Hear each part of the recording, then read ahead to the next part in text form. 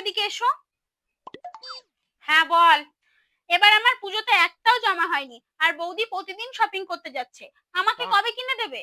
আরে কয়েকদিন যেতে দে না, আমি কিনে দেবো তোকে। আর কয়দিন পরেই আমার কলেজে প্রোগ্রাম, ওখানে কিন্তু সবাই পিঙ্ক কালারের ড্রেস পরবে, আমারও কিন্তু পিঙ্ক কালারের ড্রেস চাই।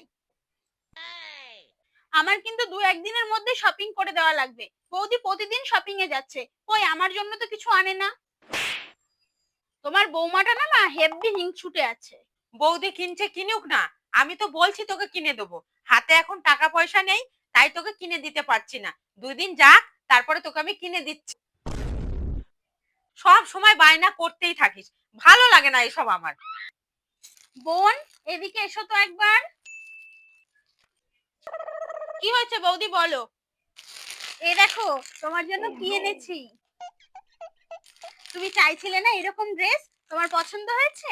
হ্যাঁ বৌদি আমার খুব পছন্দ হয়েছে, কিন্তু তুমি কি করে জানলে যে আমার পিঙ্ক কালারের ড্রেস দরকার?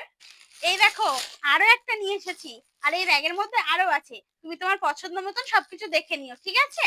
নাও ঠিক আছে বৌদি, আমি সব পরে দেখছি। ও মা দেখো বৌদি আমার জন্য ড্রেস কিনে এনেছে। এই দেখো বলছিলাম না আমার পিঙ্ক কালার ড্রেস দরকার, বৌদি নিয়ে এসেছে। এই দেখো এইটাও খুব পছন্দ হয়েছে মা আমার।